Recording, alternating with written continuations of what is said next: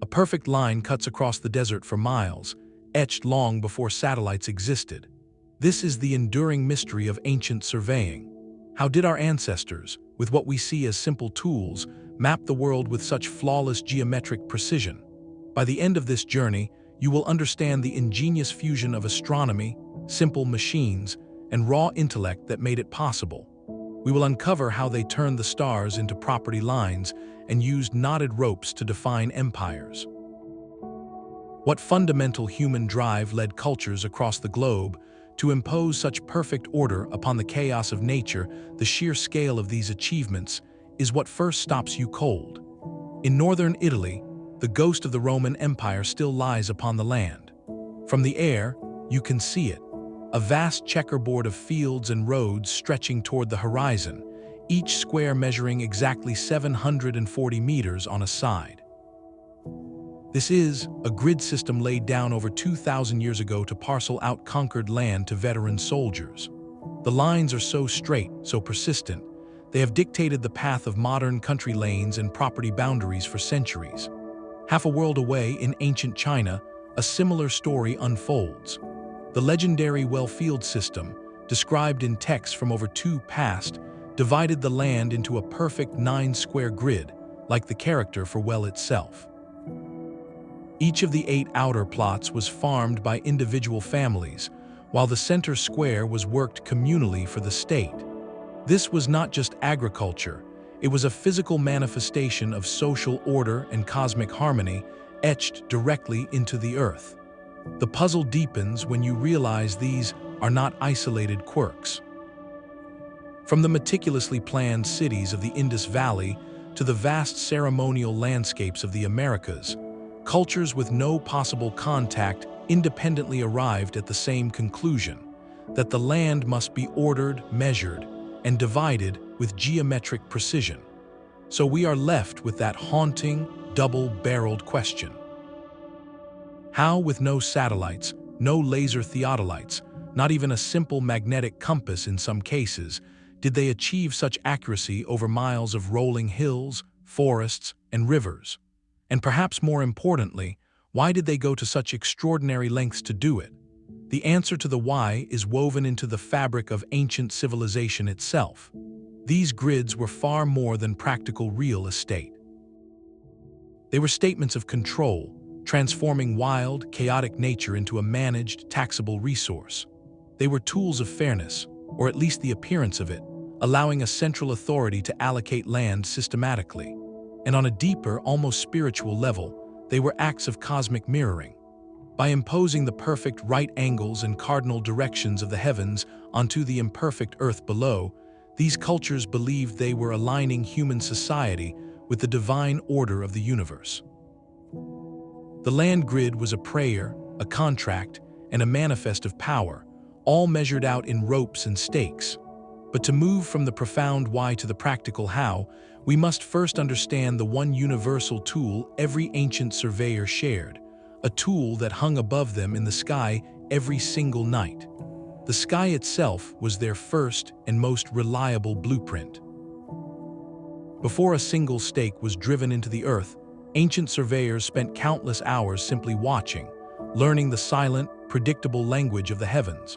Their primary challenge was establishing a fixed, unchanging reference frame on a turning planet, a set of true cardinal directions that would remain valid for centuries.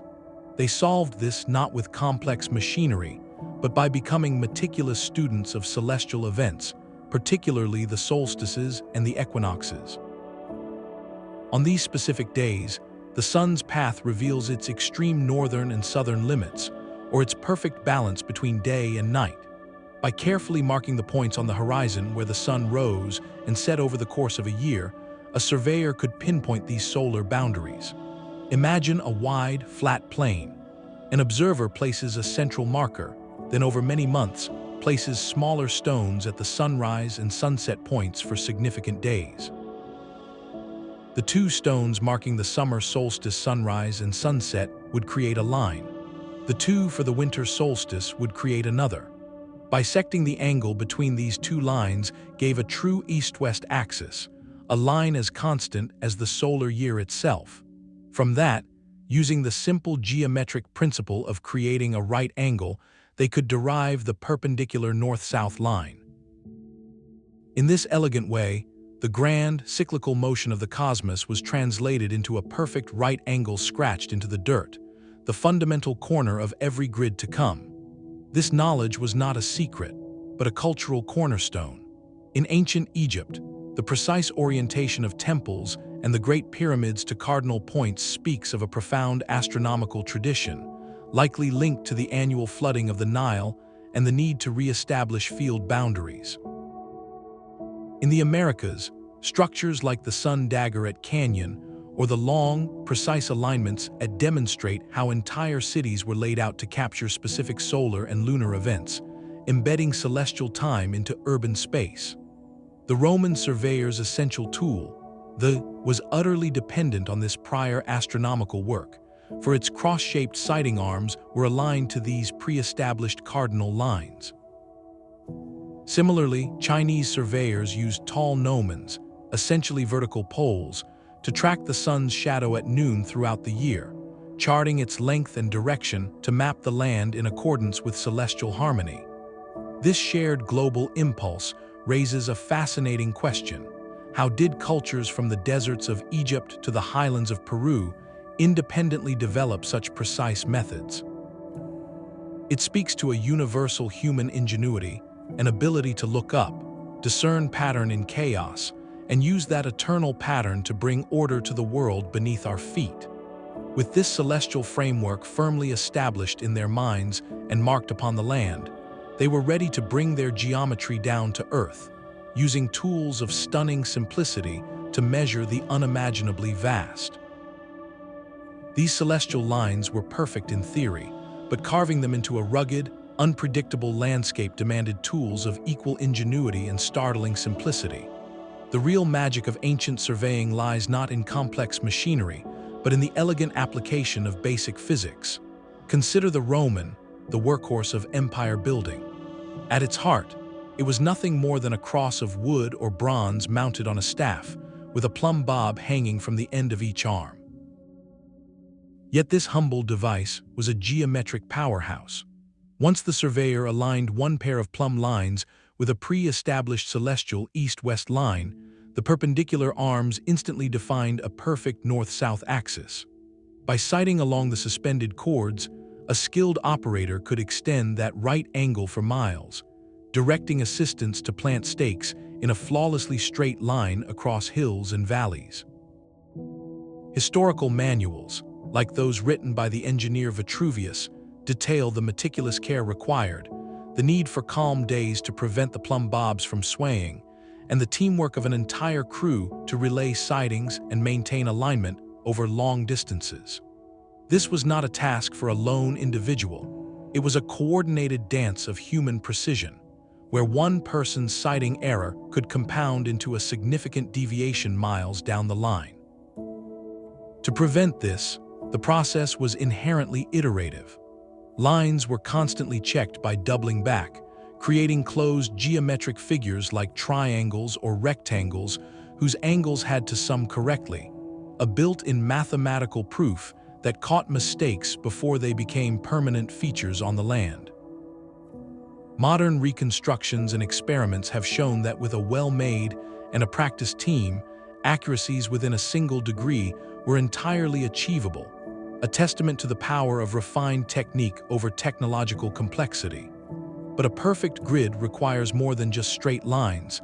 It also needs level ground, especially for the lifeblood of any agricultural society, water.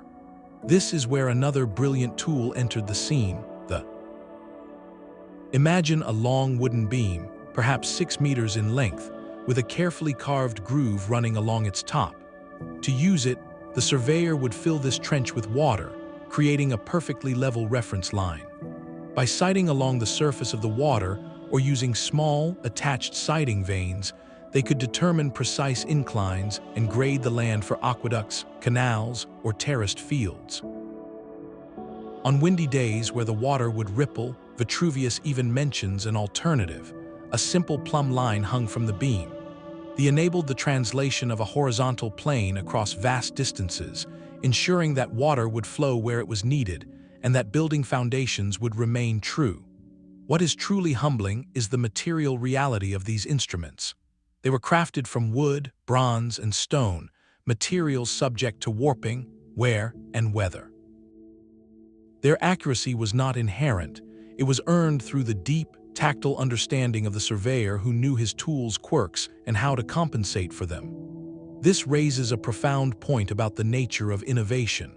The sophistication was not locked in the device itself, but in the entire system, the trained eye, the procedures, the collaborative team, and the underlying mathematical principles that guided every action.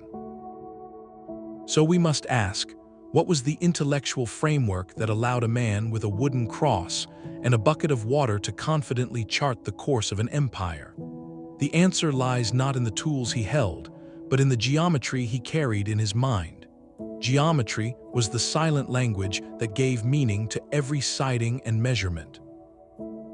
While it provided the physical right angle, it was the underlying mathematical principles that allowed ancient surveyors to think in triangles, circles, and perfect squares, transforming raw observation into a scalable system.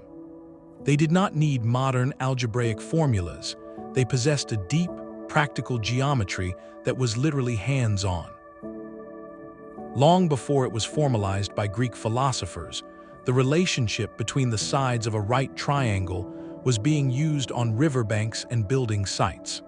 In ancient Egypt, the concept known as the was essentially a trigonometric ratio used to maintain the consistent slope of a pyramid's sides.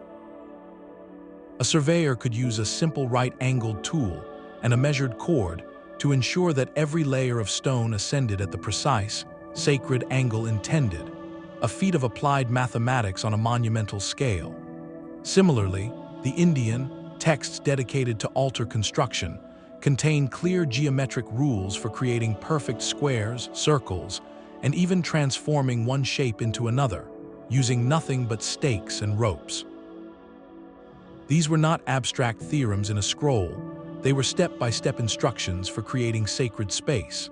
The most powerful field technique born from this knowledge was triangulation. Imagine establishing one carefully measured baseline along flat, open ground. From each end of this known line, a surveyor would sight a distant, prominent landmark, like a hilltop or a specially erected pole, carefully measuring the angles formed. This created a triangle with one known side and two known angles. Through the consistent logic of geometry, specifically the properties of similar triangles, the lengths of the unknown sides could be calculated without ever walking the distance. By repeating this process, chaining triangles across the landscape, vast territories could be mapped with remarkable accuracy. This method was independent of terrain. It worked over swamps, mountains, and rivers that would break a straight line. The ropes they used were more than just measuring tapes. They were pre-loaded calculators. Knotted at regular intervals, these cords provided standardized units, like the Egyptian royal cubit or the Roman actis. More ingeniously, certain knot combinations could be used to quickly form triangles with specific ratios, turning a simple coil of rope into a portable geometric toolkit. This marriage of mind and material is what made replication possible. The perfect grid of a Roman colony in Gaul could share the same essential dimensions as one in North Africa because every surveyor was trained in the same geometric language and used cords knotted to the same standard. This points to a profound truth. The grid was not just drawn on the land, it was first conceived in a shared intellectual space. The question then becomes, if the how was this blend of astronomy, simple tools, and geometry, what was the ultimate purpose? Why did cultures pour such immense effort into etching these perfect patterns across continents? The answer moves us from the technical to the deeply human, revealing how these lines shaped destiny, identity, and the very concept of order itself. These lines on the land were a language, one that spoke of far more than property boundaries. To truly understand the ancient surveyor's work, we must listen to what these grids were saying. They were physical expressions of a culture's deepest beliefs about the universe, its gods, and humanity's place within it. Precision was not just about accuracy, it was about alignment with a cosmic order. In ancient China, the practice of was, at its core, a sophisticated form of geomancy and surveying. The goal was to position cities, tombs, and homes in harmony with the invisible energies of the earth and sky, known as Qi. A surveyor acting on these principles was not merely measuring distance, he was charting a flow of vitality, ensuring that human structures resonated with the natural world to attract prosperity and stability. The ideal city was laid out as a perfect square, oriented to the cardinal directions, mirroring the perceived shape of the cosmos itself. This was not superstition. It was a profound environmental philosophy made concrete, where every right angle was a vow to live in balance. Across the Pacific, the builders of Mexico performed a similar act of cosmic mirroring. The city's central avenue, the Avenue of the Dead, is meticulously aligned 15.5 degrees east of true north. Scholars have long debated the reason. Some suggest it points to the setting of the Pleiades star cluster on a key date, others to a sacred mountain on the horizon. Whatever the specific celestial target, the alignment was intentional and precise, weaving astronomical time into the very fabric of urban life. The Pyramid of the Sun and the Pyramid of the Moon are placed to create dramatic solar and lunar shadows during equinoxes, turning the entire city into a vast ceremonial clock. Here, surveying was a sacred duty, a way to anchor the community to the eternal rhythms of the heavens. This fusion of the practical and the spiritual reaches its zenith in the concept of the mandala. In ancient India, city plans like that of, and later, idealized diagrams in texts, were often based on a mandala grid, a symbolic map of the cosmos. The city was divided into precise sectors, each dedicated to a deity or a social function, with the temple or palace at the center representing the axis of the world. To lay out such a city was to perform a ritual of creation, to manifest a divine blueprint on earth. The surveyor in this context was akin to a priest, his cords and stakes serving as tools of consecration. Even the seemingly ruthless efficiency of Roman carried this symbolic weight. Yes, it was a brilliant system for allocating land to veterans and maximizing agricultural tax revenue. But that relentless, uniform grid, stamped across the diverse landscapes of Gaul, Britain, and Africa, was also a powerful ideological statement. It was a visual declaration of Roman rationality and control, a way of saying that the wild, untamed land of the barbarian was now subject to Roman law, Roman order, and Roman geometry. The grid did not adapt to the local hills and streams. The local hills and streams were made to conform to the grid. This was the landscape of empire, a constant, quiet reminder of who was in charge. We see this narrative power in the Maya city of Tikal, where towering temples rise from the rainforest canopy. Their placement was carefully calculated. Major structures are aligned to capture the sun's path on solstices or the rise of Venus, events of immense ritual importance. The Grand Plaza itself forms a ceremonial space oriented to these celestial phenomena. For the Maya, astronomy was not separate from daily life or kingship. It was the foundation of it. A king's power was derived from his ability to commune with the gods of the sky, and the city's architecture, precisely surveyed, was his permanent testament to that connection.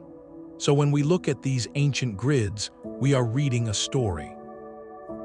It is a story about a community's relationship with the divine, about a ruler's claim to authority, and about a shared human desire to find our place in a vast, mysterious cosmos. The surveyor's line was the pen that wrote that story into the earth. But such grand visions demanded more than symbolic intent.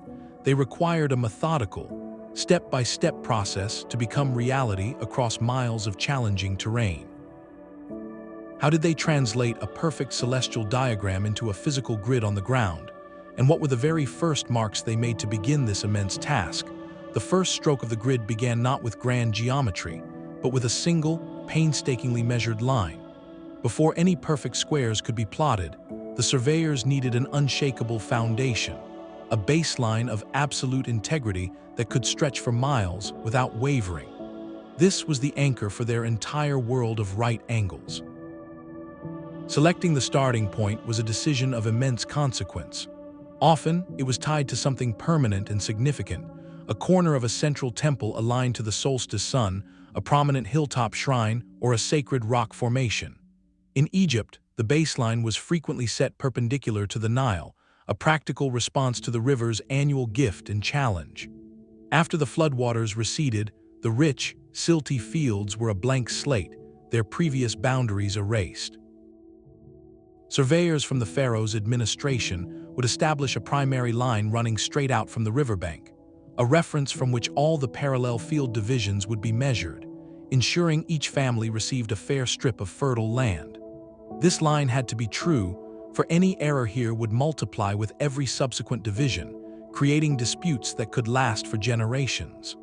Roman manuals, like those in the corpus, detail this foundational ritual with almost reverent precision.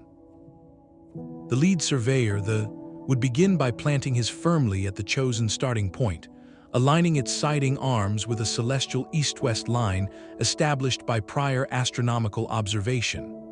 An assistant, called would then walk directly away from the instrument, carrying a tall, slender pole, perhaps marked with colored cloth for visibility. The surveyor, peering through the hanging plumb lines of would guide the assistant left or right with hand signals until the pole stood perfectly centered in the crosshairs of the suspended cords. The assistant would then drive a stake into the ground. This became the first terminal point. The surveyor would then pack up his instrument, walk to that new stake, set up again, and repeat the process, sighting back to the previous point to confirm alignment before extending the line further. It was a slow, deliberate relay of human vision and simple tools, a chain of trusted sightings across the landscape. Maintaining that razor-straight alignment over uneven terrain was a constant battle against perception. Over a hill, the assistant with the pole would vanish from sight. Here, teamwork became everything. A second assistant might take a position on the hill's crest, acting as an intermediary relay point, holding his pole where the first surveyor could see him, who would then signal adjustments to the man on the far side. On flat ground over great distances, the shimmer of heat haze could distort the view, making the sighting pole appear to waver. Wind could cause the delicate plumb bobs of to sway, ruining the alignment. The manuals suggest working in the calm, cool hours of early morning, or even using bonfires as sighting points at night when the air was still, and the flames provided a clear, unwavering target against the dark. The baseline was not measured with a single, endless chain. Instead, they used standardized units, like the Roman Actus chain, which was 120 feet long.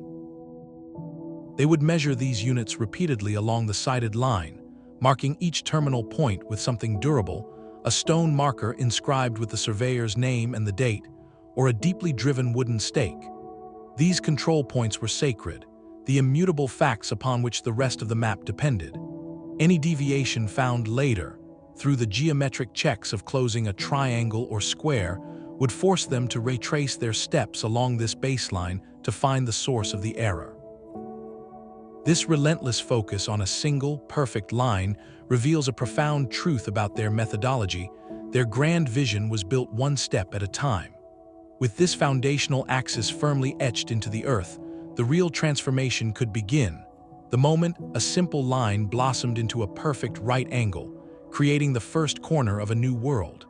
That first true line was only the beginning, a single thread waiting for the loom. The real magic, the act that transformed a line into a world, was the creation of the perfect right angle. With their baseline stretching into the distance, ancient surveyors now faced the critical task of sighting and marking the perpendicular lines that would form the grid's skeleton. This was the moment of squaring the grid, and their methods reveal a breathtaking blend of observation and innate geometry. The Roman surveyor, his firmly planted at a terminal point on the baseline, would perform a simple yet profound rotation. Having aligned one pair of his instrument's sighting arms with the established line, he would merely turn his body 90 degrees. The perpendicular arms now defined a new axis, north-south or east-west, confirmed by the unwavering vertical drop of their plumb bobs. An assistant would then march into the distance, guided by the surveyor's shouts and signals, planting a new line of stakes that branched off at a flawless right angle from the original. But what if you lacked another method, understood across the ancient world long before Pythagoras gave it a famous name, was the 3-4-5 triangle? A surveyor would take a long rope, knotting it into 12 equal segments. He would then have assistants hold the rope taut at the 3rd knot, the 7th knot, and the 12th knot, forming a triangle with sides measuring 3, 4, and 5 units. The angle opposite the 5-unit side is a perfect right angle. By laying this rope triangle along the baseline, he could instantly project a perpendicular line into the landscape. This was geometry you could hold in your hands, a physical theorem made of hemp and knots. The process demanded relentless verification. After extending a perpendicular line for some distance, a surveyor would not simply trust his work. He would measure the diagonals of the newly created rectangle. In a perfect square or rectangle, the diagonals must be exactly equal. If they were not, it meant the corners were not true right angles, and the error could be traced back and corrected. This simple check, a fundamental property of geometry, acted as a built-in quality control, preventing tiny angular mistakes from snowballing into massive misalignments miles down the grid. We can see this meticulous care in the ruins of Indus Valley cities like. The streets intersect at consistent right angles, and the bricks themselves were made in standardized ratios. This modular planning meant that builders did not need to measure every single wall from scratch. The very bricks, laid in a predictable pattern, helped maintain the perpendicular alignments as the city grew. It was a system designed for both precision and scalability. This universal drive to create perfect right angles speaks to something deeper than mere technical need. How did different cultures encode this perpendicular relationship into their very understanding of space?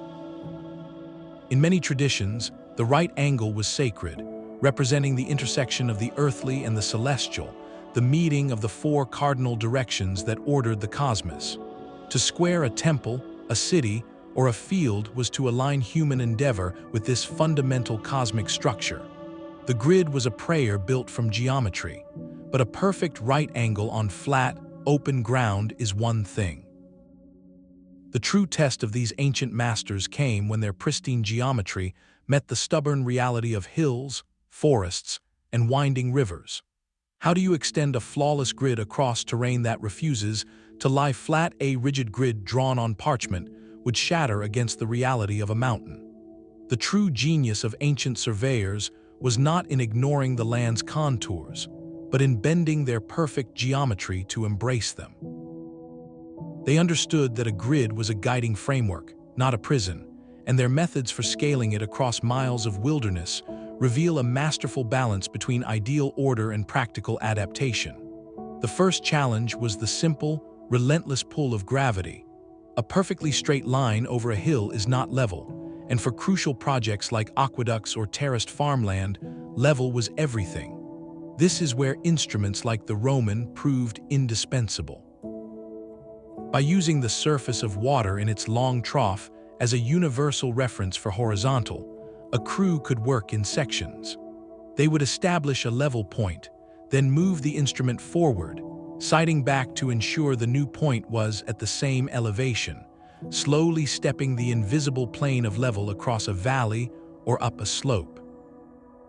In the Andes, Inca engineers performed similar feats without such a tool, using stepped series of small, interconnected basins filled with water to transfer a level line across vast distances for their breathtaking agricultural terraces. The grid's lines might climb the mountain, but the terraces themselves, each one a level shelf, were meticulously aligned within the larger system, creating a cascading geometric masterpiece that followed the land's form. When a sheer cliff or a dense forest blocked a direct sight line, the surveyors switched tactics from linear measurement to the power of triangles. Triangulation allowed them to map around obstacles without ever setting foot on them. Imagine a river too wide to chain across. From a known point on the near bank, they would sight a distinctive tree on the far side, measuring the angle. Then, they would move a measured distance along their baseline on the near shore and take a second angle to the same tree. These two angles and the known baseline length formed a triangle, and through geometry, the distance across the river could be calculated with surprising accuracy. This method meant a grid could leap over impassable terrain, its lines continuing seamlessly on the other side as if the obstacle were not even there. Modern analysis of Roman roads shows this principle in action. While the overall grid provided the regional orientation, the roads themselves often took pragmatic, winding paths to ford rivers at safe points or to ascend hills at manageable grades. Yet, at key intersections or property boundaries, they would snap back into alignment with the master grid, demonstrating a system that was flexible at the local level, but coherent at the territorial scale. This local flexibility was orchestrated through techniques like offset surveying. If a property boundary needed to follow a meandering stream, the surveyor would not try to force the stream into a straight line. Instead, he would meticulously measure short perpendicular offsets from his main grid line down to the stream's edge at regular intervals. By connecting these offset points, he could accurately map the irregular, natural boundary while still referencing every part of it back to the official, straight line of the grid. The land record would essentially say, from grid point A, the boundary runs 20 paces east to the river, then follows the river's curve as measured, and returns to the grid at point B. The grid remained the unchanging ledger, while the messy details of nature were recorded as annotations to it. Communication across this patchwork of segments was vital. Chinese historical texts describe surveyors using tall bamboo poles topped with colored flags. In the rolling hills, where one team might vanish from sight, these flags acted as visual signals. A wave or specific placement could communicate alignment adjustments over long distances, a silent language of coordination that kept multiple teams working in concert on a single, sprawling grid. What emerges from these methods is a philosophy of adaptive precision. The ancient surveyor's goal was not to create a sterile, mathematical abstraction, but to impose a resilient and functional order. They accepted that the grid would segment, that it would occasionally follow a contour or detour around a marsh, as long as those segments always knew their place within the whole. This balance between the ideal and the real is perhaps their most enduring lesson. Modern planners grappling with complex landscapes might look past the surveyor's simple tools to his sophisticated mindset, one that saw the grid not as a final picture, but as a living framework that could breathe with the land itself. Of course, this entire monumental endeavor, from stargazing to mountain scaling, relied on one final critical layer, a shared language of measurement and a system to record it all. A grid spanning miles is only as reliable as the ruler used to draw it. Every perfect right angle and measured boundary depended on a shared language of measurement, a set of units that meant the same thing to every surveyor, from the capital city to the farthest frontier. Without this universal vocabulary, the grand geometric vision would have dissolved into a chaos of mismatched plots and endless disputes. Ancient cultures solved this by anchoring their units to the immutable, deriving them from the human body, the heavens, or the very earth itself. The Egyptian royal cubit, for instance, was famously based on the length of the forearm from elbow to fingertip, but it was not just any arm. A master cubit, carved from black granite, was kept in a temple, and all the wooden or rope cubits used by builders and surveyors throughout the kingdom were regularly checked against this sacred standard. This prevented the slow, inevitable drift that would occur if every local official used his own forearm. Similarly, the Roman foot, the pes, was a unit enforced across an empire. While its origin was anatomical, its authority came from the state.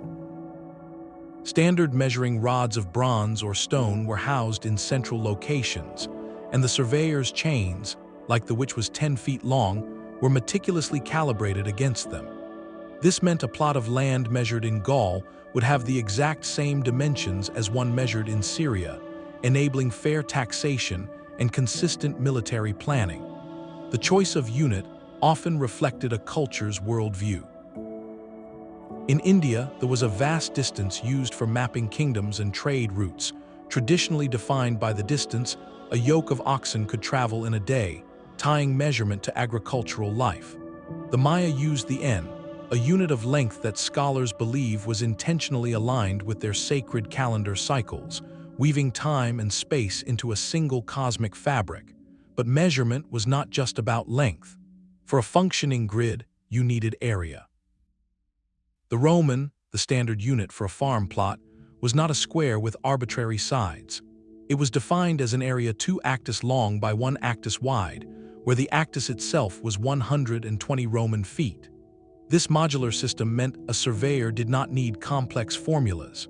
He simply counted the chains along his grid lines, and the area of any rectangular plot was instantly known. This integration of units with geometry was a stroke of administrative genius. Even the number systems they used made the math easier. The Mesopotamians, master city planners, used a sexagesimal system, counting in base 60. This number is beautifully divisible by 2, 3, 4, 5, 6, 10, 12, 15, 20, and 30. When you need to subdivide a large parcel of land into equal shares for heirs or for different crop types, a system based on 60 makes the arithmetic effortless, avoiding fractions and keeping records clear. The practical reality for the surveyor in the field was one of portable precision.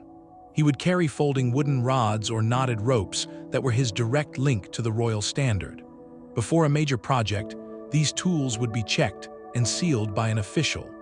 Historians of metrology note that this ritual was as important as the measurement itself, a physical ceremony that connected the work on the ground to the central authority of king or temple. This standardization did more than enable construction, it shaped society. A common unit of measurement meant a farmer knew exactly what he owed in tax, a merchant could contract for the delivery of grain with confidence, and a soldier knew the size of the land grant awaiting him after his service. It reduced conflict and enabled commerce on a scale previously impossible. The grid, measured in these universal units, became the physical ledger of the state, a tangible record of rights, responsibilities, and wealth. But creating such a perfect system was one thing. How did these civilizations ensure it lasted for centuries, resisting the slow erosion of time, weather, and forgetfulness? Maintaining a straight line across a single field was one thing, but holding that line true over miles of rolling hills and dense forests demanded a whole new level of strategic vision. The human eye can only see so far before the horizon swallows a marker, and even the steadiest hand can introduce a tiny, compounding error with every new stake planted. To combat this, ancient surveyors developed ingenious methods of long-distance alignment that functioned like a relay race for sight. The most fundamental tool was the humble ranging pole, a tall, slender stake often painted with bright colors or topped with a flag.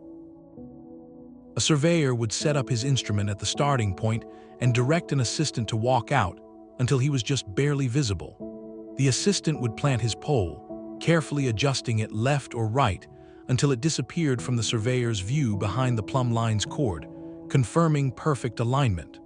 The surveyor would then move his instrument to that pole, sight back to the starting point to double-check, and then send a second assistant further out to plant the next pole. This leapfrog technique created a chain of visual waypoints, stepping the line across the landscape in manageable, verifiable segments. For truly vast distances, or at night, they turned to light. Roman and Chinese texts both mention the use of fire beacons. In the calm, cool air of evening, a series of controlled fires could be lit along the intended line. From the central observation point, if all the flames merged into a single, straight seam of light against the darkness, the alignment was true. On sunny days, polished bronze or copper plates could be used as heliographs, catching the sun and flashing precise signals over great distances to guide the placement of markers, a brilliant use of simple reflection to extend human vision. The true safeguard against error, however, was not just in moving forward, but in constantly looking back. This principle of reciprocity was built into their workflow. After extending a line for a certain distance, a team would not simply press on. They would perform a back sight. The lead surveyor would set up at the point and carefully sight all the way back to the very first starting point. If the line of earlier poles did not align perfectly in his instrument's crosshairs, it meant a cumulative drift had crept in. The error was then not just noted, but corrected by averaging. They would split the difference, adjusting the point just enough so that it was perfectly aligned with both the point ahead and the point behind. This self-correcting loop turned every measurement into a dialogue between past and present, ensuring that small mistakes were caught and neutralized before they could grow. We see evidence of this meticulous philosophy in the system of the Inca. These were conceptual lines radiating from the temple of Cusco, connecting hundreds of sacred shrines across the empire. While spiritual in purpose, their physical manifestation on the landscape required precise alignment over mountainous terrain. Ethno-historical accounts suggest teams of runners would have been used to communicate between points, relaying adjustments to maintain the integrity of these invisible, yet crucially important, lines. On the ground, the commitment to preserving these alignments was physical and enduring. The Roman limits, the broad boundary paths that framed their grids, were not just surveyed once and forgotten. They were deliberately cleared and maintained as open avenues. Trees were removed, underbrush was kept down, and these straight-line corridors were preserved for generations. This was not for convenience, it was a permanent surveying aid. Anytime a boundary needed to be re-established or checked, the clear sight line down the limes was there, waiting. It turned the landscape itself into a permanent record of the grid, a testament to their understanding that precision was not a one-time act, but a long-term covenant with the land. This relentless drive for accuracy across vast scales inevitably leads us to wonder about the people holding the poles and sighting the lines. Who were these individuals, and what kind of knowledge did they carry in an age before formal engineering schools? Their story is the final, human piece of the puzzle. The mastery of geometry and astronomy was not a casual skill, but the hard-won expertise of a dedicated professional class. Ancient surveying was a formal craft, often protected by the deep secrecy of guilds or passed like a sacred trust within families. In Egypt, they were known as the rope stretchers, a title that speaks directly to their most vital tool. These were not laborers, but esteemed officials, their work recorded in tomb inscriptions that list mathematics and land measurement among their highest honors. In Rome, they formed a respected collegium, a brotherhood of experts whose authority extended far beyond the field. Their training was astonishingly comprehensive. A young apprentice would first master the numbers, learning the geometry from scrolls and wax tablets. But true understanding came under the open sky, memorizing the sun's path and the fixed stars, for these were the only reliable references in a world without magnetic north. Their education included law and public administration, for they were often the final arbiters in bitter land disputes. A surveyor's measurement could determine a family's wealth or a community's water rights, so his judgment had to be as unimpeachable as his geometry. He learned to write official reports, to draw plans on bronze or parchment, and to testify before magistrates. This blend of skills made him indispensable, a technocrat who could translate a king's territorial claim into a functioning, taxable grid of farms and roads. The social status this conferred was significant. In many cultures, the surveyor occupied a space between the practical and the priestly. By aligning temples and cities with the cosmos, he performed a function that was both administrative and deeply spiritual. His knowledge was considered powerful, even dangerous if misused, so it was often guarded. Initiation rites, sworn oaths, and encoded manuals kept the core principles within the guild. The of ancient India perfectly embody this duality. They are precise mathematical texts, giving step-by-step instructions for constructing altars of specific shapes and areas using only ropes and stakes. Yet every instruction is framed as a sacred ritual, a means of pleasing the gods through perfect geometry. The knowledge was not separate from its spiritual purpose, it was one and the same. This protective tradition ensured high standards, but it also created fragility. When the Roman guilds dissolved or when empires fell, vast libraries of practical knowledge, the nuanced tricks for sighting over haze or calibrating ropes in humid weather could vanish almost overnight. The grand monuments remained, but the living chain of instruction that built them was broken, leaving later generations to stare in wonder at the silent, perfect lines, reverse engineering the what while the how remained a whispered secret. This raises a poignant question about innovation itself. Did the very secrecy that preserved accuracy for centuries ultimately stifle broader technological diffusion? What brilliant adaptations were lost because they were never written down, or were written in a code that died with the last master? The legacy of these craftsmen is etched into some of history's most iconic landscapes, where their theoretical knowledge met the ultimate test of rock, river, and time. The ghost of the Roman grid still whispers across the landscape of Europe and North Africa. This was a system of land division so vast and methodical it became the very skeleton of empire. When Roman legions conquered new territory, their first act of peace was often as strategic as any battle, the systematic carving of that land into perfect squares. Each square, called a, measured precisely 20 actus per side, about 740 modern meters, forming a parcel of roughly 200 acres. This was not random geometry, it was a calculated blueprint for control, designed to reward retired soldiers, stimulate agricultural production, and weave a new territory irrevocably into the Roman administrative fabric. The process began with the surveyor's sacred ritual. Using his, he would establish the two master lines of the new world he was creating. The primary east-west axis was called the, often aligned with the sunrise. Crossing it at a perfect right angle was the cardo, the north-south backbone. Their intersection formed the heart of the new settlement, the forum. From this center, the grid was stamped outward, mile after mile, across the countryside. You can still see its imprint today.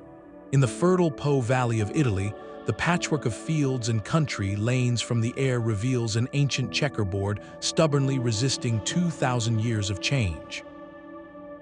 Modern property lines and farm boundaries often follow those original Roman divisions, a testament to the surveyor's lasting accuracy. The system's endurance was physical. At each corner of the surveyors planted a stone marker called a terminus. These were not simple rocks. They were often inscribed with the name of the emperor, the consul, and the surveyor himself, turning a boundary into a permanent legal document carved in stone.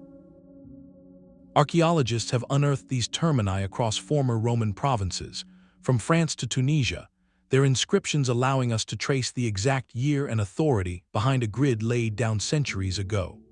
This physical permanence was backed by a robust legal framework, the lex, or agrarian law.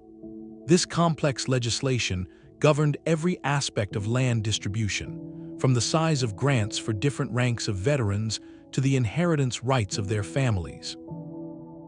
It detailed the responsibilities for maintaining roads and drainage ditches that ran along the grid lines, ensuring the infrastructure of control was collectively upheld. The law turned the geometric abstraction into a social and economic engine, yet the Roman grid was not blindly rigid. At the colony of, founded in what is now Algeria under Emperor Trajan, we see masterful adaptation. The city's core is a textbook Roman grid, but as the surveyors moved into the surrounding hills of the mountains, the perfect squares began to flex. They adjusted the orientation of subsidiary grids to follow the natural contours of the valleys, creating a patchwork of aligned segments rather than one impossible monolithic block. This demonstrates the system's intelligent flexibility. It provided a standardized framework that could be locally tailored without losing its overall coherence. The sophistication extended to conflict resolution. Preserved surveying manuals and fragments of bronze maps, like the famous Cadastre of Orange from France, show how these grids were recorded for posterity. These bronze plaques were detailed property maps, etched with the precise boundaries of every and the names of its owners. When a dispute arose over a boundary, perhaps after a flood or a generations-old memory had faded, the community could consult this immutable metal record.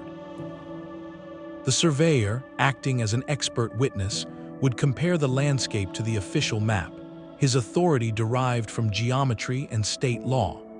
This fusion of measurement, law, and permanent recording created a system of land ownership that was remarkably stable and transparent for its time. The legacy of is profound. It fundamentally shaped the organization of the European landscape, promoting a regularity of settlement and road networks that later medieval and even modern planners often inherited. It offers a timeless lesson in large-scale planning, the power of a simple, repeatable module to bring order to chaos, and the necessity of coupling physical design with strong legal and social institutions to make that order last. But while Rome imposed its geometric will from a central authority, another ancient tradition approached the grid from a completely different philosophical starting point, one where harmony with invisible forces was the ultimate goal. Far from the Mediterranean sun, another grid of astonishing precision emerged from the river Silt of the Indian subcontinent. In the Indus Valley, over 4,000 years ago, cities like Harappa were laid out with a geometric rigor that rivals any modern master plan.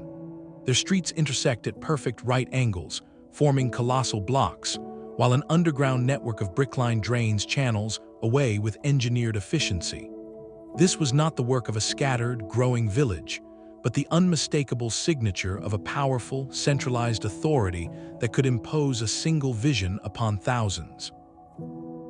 The surveyors of this lost civilization, using nothing more than taut ropes, wooden stakes, and perhaps simple sighting instruments, achieved a level of urban order that would not be seen again for. Their foundational act was establishing the city's cardinal orientation. Archaeologists studying the ruins note that the main avenues run almost precisely north-south and east-west. How did they achieve such alignment without a magnetic compass? The leading theory points again to the stars.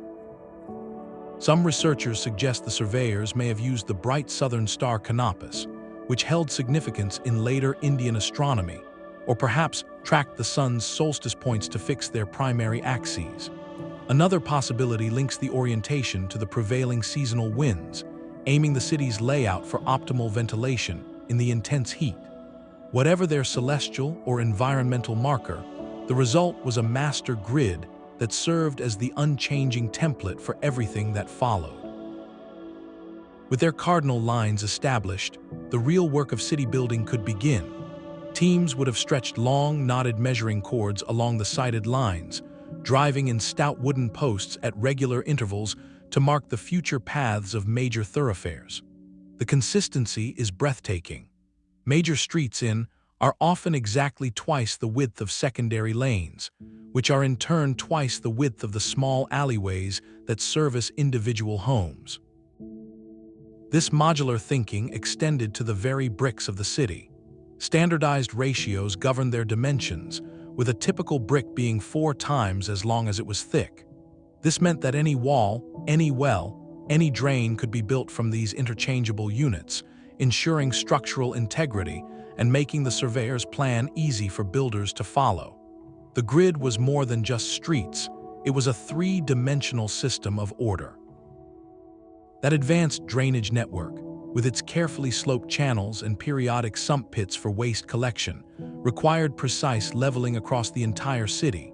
Surveyors likely used water-filled trenches or simple A-frames with hanging plumb bobs to establish gradients, ensuring that every homes would flow downward into the main conduits. This was urban planning with public health as a core principle, a remarkable insight for the Bronze Age. the grid's social function was equally profound. It neatly partitioned the city into distinct sectors. There were large residential blocks with uniform courtyard homes, suggesting a society with less extreme class division than contemporary Mesopotamia or Egypt. Separate areas were dedicated to craft workshops for bead-making, metalworking, and pottery. And then there were the monumental structures, like the Great Bath, a large, waterproofed public tank built with astounding precision, likely serving a ritual or communal purpose at the city's heart. This organized separation of living, working, and ceremonial spaces speaks of a deeply planned society, one where order and hygiene were paramount civic values. The uniformity of the grid reveals a culture that prized collective well-being and standardization over individual monumentality. There are no towering pyramids or grandiose palaces dominating the skyline. Instead, we see a repetitive, egalitarian layout that facilitated trade, movement, and sanitation for a densely packed population that may have numbered in the tens of thousands. This raises a haunting historical question. With such a successful, sophisticated model, why did the Indus Valley's gridded planning tradition not spread more widely or directly influence later Indian cities? The answer may lie in the civilization's mysterious decline. By around 1900 BCE, the great cities were being abandoned, likely due to a complex mix of climatic shifts, changing river courses, and perhaps social factors. As the population dispersed, the centralized authority that could command such large-scale surveying projects vanished. The knowledge, so deeply embedded in that specific urban priestly or administrative class, may have faded without a successor state to preserve and propagate it. Later Indian cities, while often well-planned, did not replicate the obsessive geometric uniformity of the Indus. They offer a poignant lesson that technological and administrative sophistication can be a fragile flame, easily extinguished by environmental and social upheaval. Yet, the silent, straight streets stand as a powerful, independent testament to the human drive for order. Created a world away from Egypt and Mesopotamia, it proves that the impulse to measure, align, and grid our surroundings is a universal thread in the story of civilization. And as we will see, this same thread was being woven independently on another continent, where surveyors faced a different kind of challenge, mapping not the flat floodplains of a river, but the living, breathing expanse of a vast and sacred landscape. High in the Andes, the Inca Empire wove a different kind of grid into the very bones of the mountains. Their system was not a rigid checkerboard of squares, but a living web of invisible lines called the. These were not property boundaries in a Roman sense, but sacred pathways radiating from the golden, the temple of the sun at the heart of. Each line, or connected the temple to a series of specific points on the landscape, a network of shrines, mountain peaks, springs, and unusual rock formations that stretched for miles across the empire's rugged terrain. This was of symbolic surveying, where the act of mapping was inseparable from worship and statecraft. The system organized time, space, and community into one unified whole. Each of the 41 or so lines was maintained by a specific noble family or social group, who were responsible for the rituals performed at the shrines along its path. This meant the entire landscape, from a distant snowy peak to a local spring, was integrated into the social and ceremonial calendar of the empire, turning geography into a sacred responsibility. But how did surveyors, without a written language or standardized units like the Roman foot, create and maintain such a precise network over such impossible topography? Their genius lay in using the landscape itself as both their map and their measuring instrument. Instead of imposing an abstract geometry, they connected pre-existing, prominent natural features. A surveyor, likely a specialist known as a religious astronomer, would stand at and sight along a significant alignment, perhaps toward a mountain summit that marked a solstice sunrise or a spring that was the community's water source. He would then physically mark the line by designating a series of sacred places along that site path. These could be anything: a distinctive boulder, a cave, a confluence of rivers, even an ancient tree. Each became a permanent, natural survey marker, a node in the network that required no man-made stone to define it. The real challenge was translating this symbolic alignment into practical management across hundreds of miles of vertical landscape. For this, the Inca relied on two brilliant adaptive technologies, the Khipu and the Terrace. The Khipu, a complex assembly of knotted strings, was their record-keeping device. While we often think of it for accounting, it was almost certainly used to encode the data of the system as well. The colors of the chords, the types of knots, and their positions could record information about the distances between, the social group responsible for that, and the specific rituals or offerings required at each point.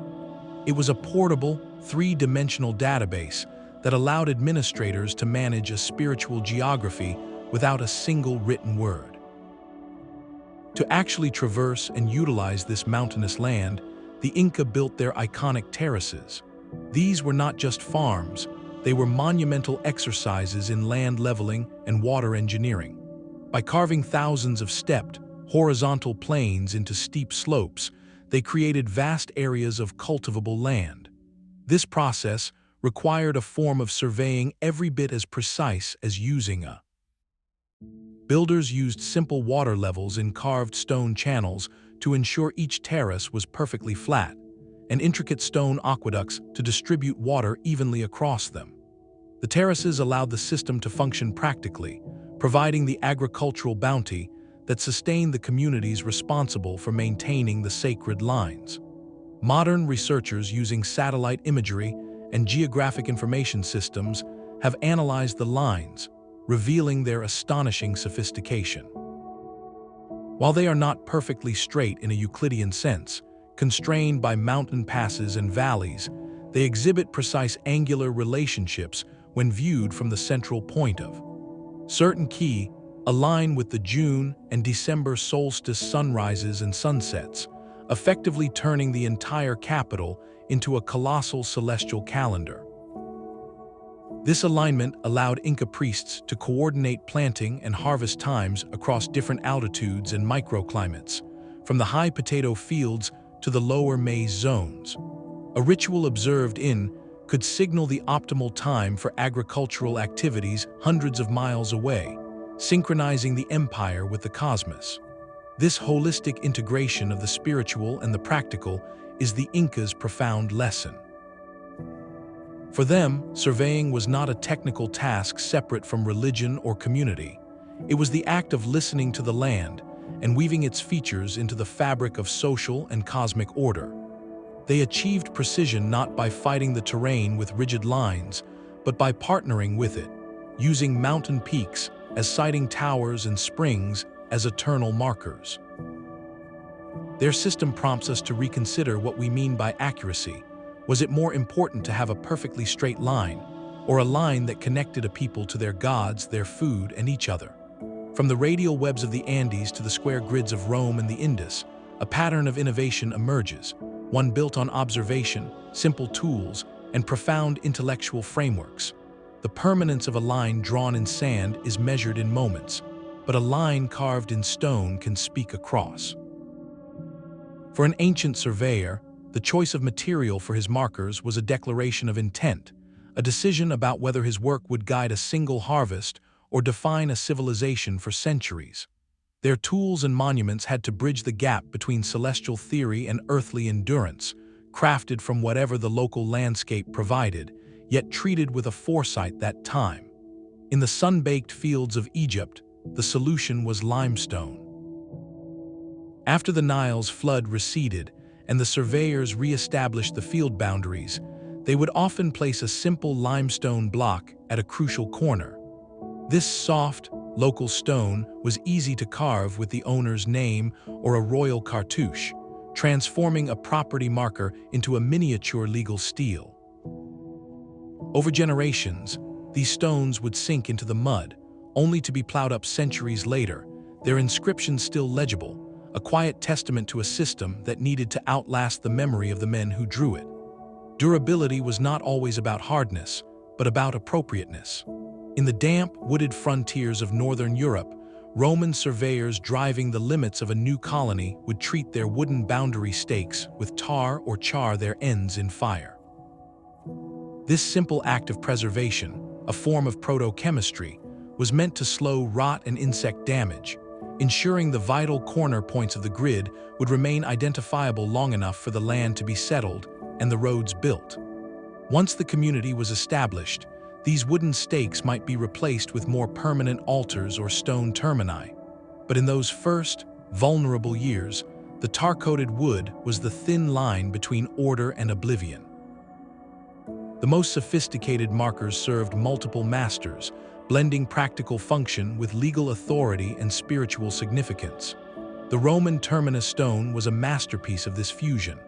Unearthed examples from across the empire are often tall, square pillars, meticulously inscribed.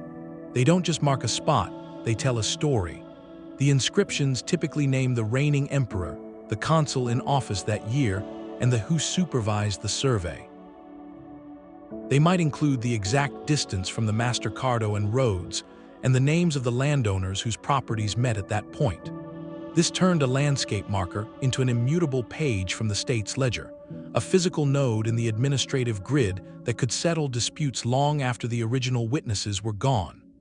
In a world without centralized property registries, the land itself, through these stones, held its own record. This concept of embedded information reached its architectural zenith in the urban grid. In Roman forums and Greek agoras, the surveyor's lines didn't vanish after the initial layout. They were often baked into the city's very skin. The paving stones of the plaza would be laid to emphasize the central axes, with contrasting colored stone or long, narrow strips defining the primary north-south and east-west arteries.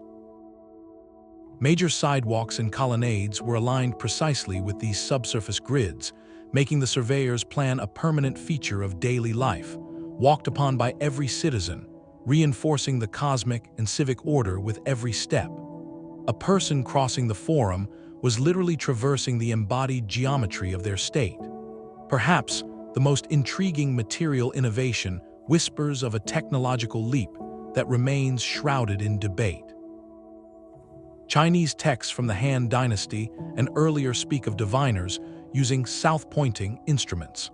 By the time of the Song Dynasty, there are clear descriptions of a magnetized needle floating in water, used for geomancy and possibly for orientation.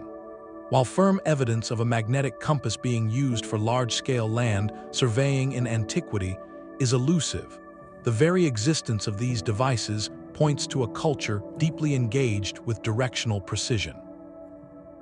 The conceptual leap from observing the fixed stars to harnessing the Earth's own invisible magnetic field represents a monumental shift in how one might find true north.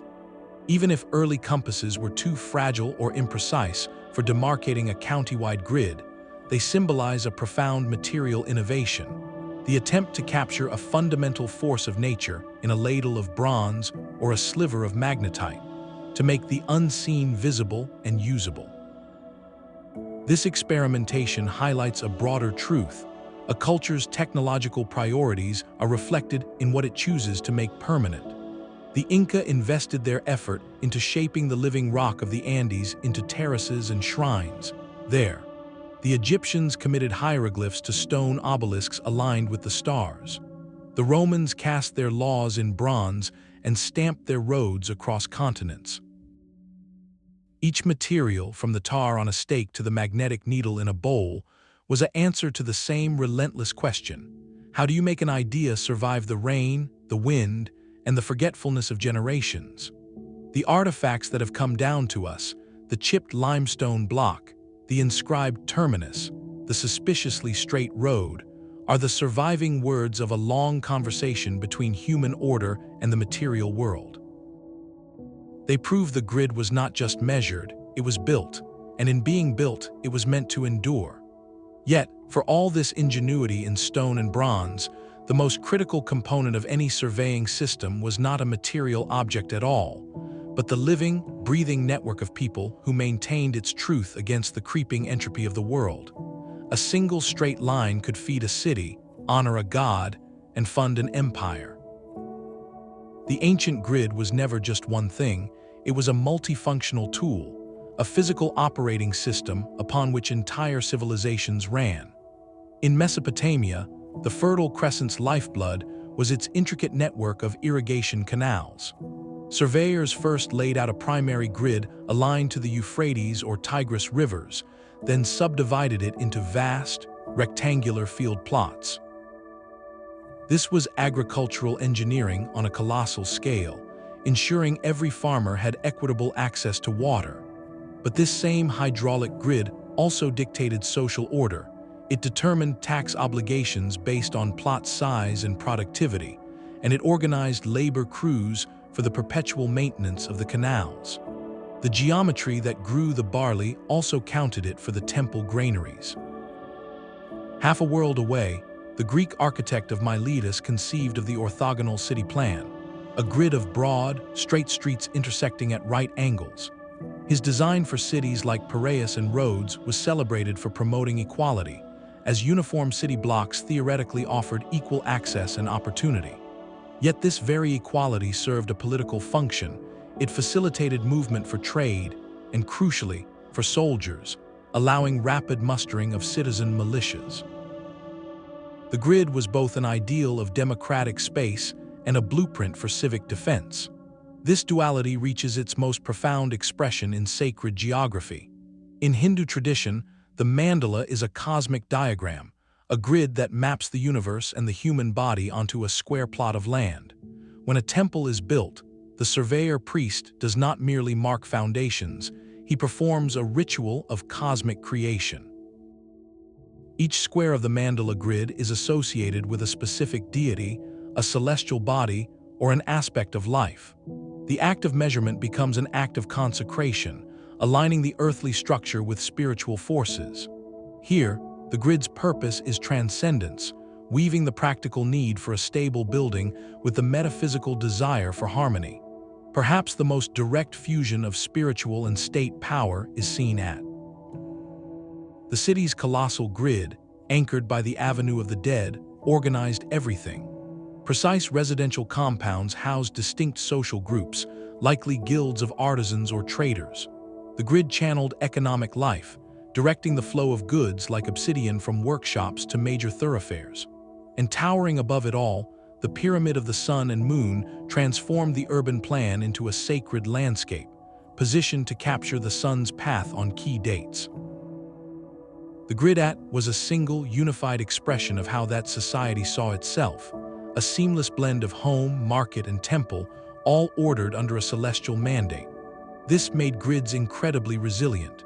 They created efficient, legible systems. A Roman bureaucrat could look at a map of land and instantly understand not only who owned what, but how much tax they owed, where the roads for moving legions were, and how to allocate resources after a flood. The grid standardized complexity, turning the chaotic variables of geography and human settlement into manageable administrative data. This very strength, however, could become a fatal weakness. A grid is a rigid intellectual construct. When environmental or social conditions changed dramatically, the grid often could not bend. Research suggests that some Mesopotamian societies may have collapsed in part because their intricate, salinity-prone irrigation grids, locked into the landscape, could not adapt to long-term climatic shifts. The Spanish colonial in the Americas forcibly resettled indigenous peoples into grid-planned towns. This was a tool of control, meant to facilitate religious conversion, tax collection, and labor drafts. While administratively efficient for the crown, it shattered existing social and agricultural patterns, with devastating human consequences. The grid's utility for control could outpace its sustainability for the community within it. Modern urban design wrestles with this same legacy. From the uniform blocks of Manhattan to the suburban subdivision, the grid persists because it works. It is efficient for utilities, transportation, and property development.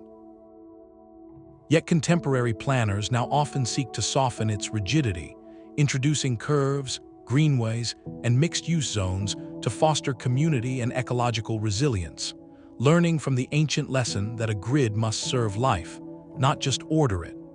This incredible burden of purpose, from feeding millions to channeling divine will, rested entirely on the surveyor's measurements being correct. If a grid was to function as tax ledger, sacred map, and military highway, its lines had to be trusted absolutely. So how did these ancient societies, without auditors or satellite checks, ensure their foundational geometry never drifted into error? A grid's true test was not its creation, but its survival. Across centuries, the lines that fed cities and defined kingdoms faced a relentless enemy, the slow, silent creep of entropy. A stone marker could be plowed under, a wooden stake could rot, and the memory of a line could fade with the generation that drew it. To combat this, ancient societies developed sophisticated rituals of verification and maintenance, turning the surveyor's geometry into a living covenant between the people and the land. The Roman practice of was far more than a technical check. It was a ceremonial refounding of the community. Every few years, often during a key religious festival, the local would lead a public procession along the main boundary lines of the grid. Priests, magistrates, and citizens would walk the limits, inspecting the stone termini at each corner. If a marker was damaged or missing, it was not quietly replaced. The event became a public ritual, a reaffirmation of the original survey in front of the entire community. This transformed a bureaucratic act into a shared civic memory, ensuring that everyone knew and collectively remembered where the lines were drawn. The legal weight behind these lines was immense. Centuries earlier, the Babylonian Code of Hammurabi made the stakes devastatingly clear. One of its laws stated, quote, "If a man has stolen the property of a god or palace, that man shall be put to death," unquote. While not exclusively about surveying, this severe penalty was understood to apply to tampering with the boundary stones of temple or royal lands. To move a neighbor's marker was not a petty crime, it was an assault on the divine and state-sanctioned order, a theft from the gods and the king. This legal ferocity underscores how the integrity of the grid was synonymous with the integrity of the state itself. Verification often returned to the original source, the sky. During solstice or equinox festivals, when the sun's path was most clearly defined, surveyors would recheck the alignment of major avenues or temple axes. In Egypt, the annual flooding of the Nile erased field boundaries, making the post-inundation resurvey a national necessity. Priestly surveyors would use the reappearing stars to re-establish the cardinal directions, then measure out the plots anew, a cyclical ritual that tied land ownership to the cosmic calendar. This celestial was a built-in correction system, using the permanent clockwork of the heavens to reset any earthly drift. Documentation provided another layer of security. In Mesopotamia, the precise measurements of a field sale were recorded in cuneiform on a clay tablet, which was then sealed in a clay envelope. If a dispute arose later, the envelope could be broken open to reveal the original contract. The Romans kept duplicate bronze maps in temple archives. These were not simple sketches, they were scaled plans showing individual plots, their owners, and their measurements. In a world before photocopiers, this duplication in durable media created an immutable backup, a second witness that could not be swayed by faulty memory or a clever argument. When disputes did arise, the resolution demanded the highest precision. Surveyors would be called as expert witnesses, and the process often involved a complete remeasurement using the original sanctioned techniques. In medieval Europe, this took the form of the perambulation. The entire village, from the lord to the youngest child who would remember the event longest, would walk the boundaries together. They would point out ancient oak trees, distinctive boulders, or old fence lines that had marked the limit for generations. The surveyor would then formalize these oral traditions with his chain and compass, creating a new legal record that blended communal memory with measured geometry. This practice embedded the grid lines into stories, songs, and local lore, making the landscape itself a repository of law. These maintenance rituals did more than preserve lines. They wove surveying into the very fabric of culture. The act of walking the boundary became a rite of community belonging. The festival realignment connected daily life to celestial cycles. The legal codes made geometric truth a moral virtue.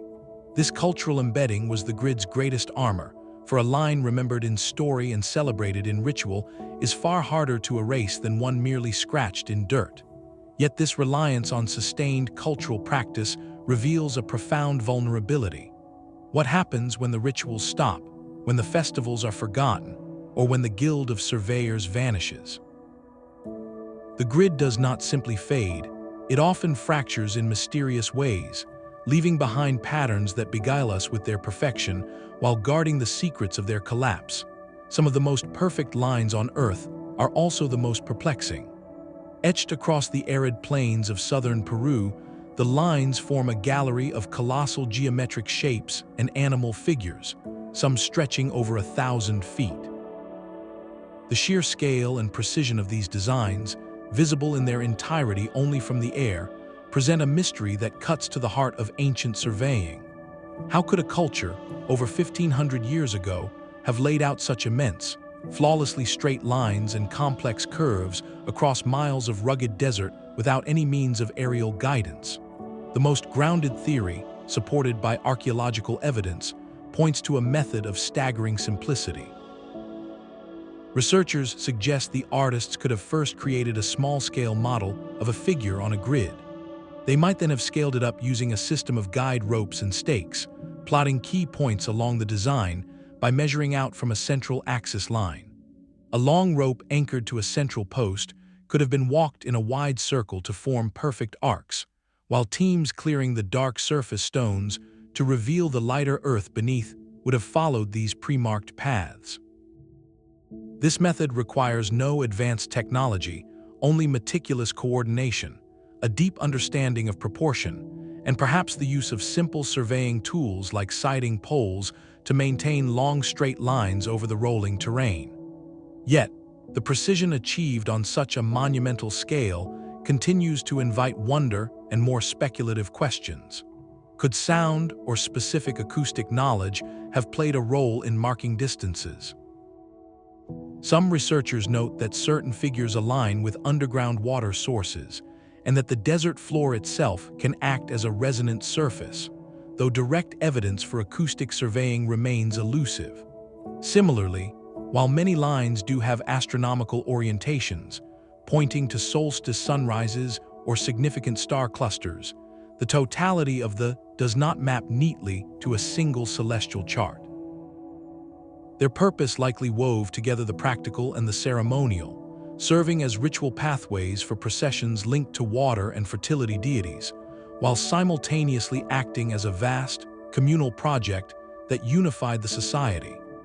The lines stand as a powerful reminder that our modern distinction between practical engineering and spiritual expression did not exist for many ancient cultures. The grid was not just a tool, it was a language, and some of its dialects remain just beyond our full comprehension. This ambiguity extends to the very mathematics that may have underpinned these feats. Did ancient surveyors possess and apply forms of advanced calculation that have since been lost to history? We know they used practical geometry, but the breathtaking accuracy of some monuments suggests an almost preternatural skill. The Great Pyramid of Giza's base is a near-perfect square, with its sides aligned to the cardinal directions within a mere fraction of a degree. Such precision implies not just careful observation of the stars, but an extraordinary mastery of leveling and right-angle construction over an area of 13 acres. While we can explain the methods, such as using the circumpolar stars to find north or flooding the foundation trench with water to create a level plain, the flawless execution still inspires awe. Some have wondered if this indicates a lost mathematical sophistication, perhaps even an intuitive grasp of principles that would later be formalized as calculus for dealing with curves and gradients. Most archaeologists and historians of science, however, urge caution. They point out that centuries of iterative practice, a culture wholly dedicated to monumental construction, and the application of relentless trial and error could achieve these results without necessitating a secret, advanced knowledge.